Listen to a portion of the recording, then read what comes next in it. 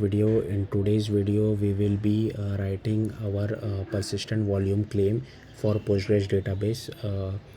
In this video we will still not be able to run our application. Maybe in future next video we might be able to do it.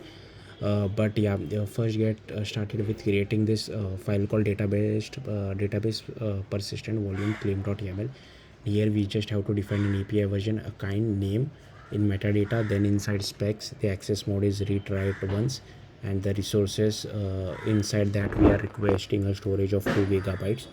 Then inside Postgres deployment.yaml, here you can see that inside specs I have added this volume because we need to refer that database persistent volume claim.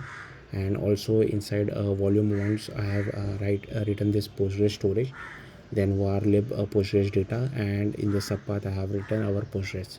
So all you have to do is just run your Docker desktop and then apply this kubectl apply -f creates command. And here if you want to see what your data persistent volume claim is, you can use kubectl get pv and kubectl get pvc. So yeah, that's it. Thank you for watching. Bye.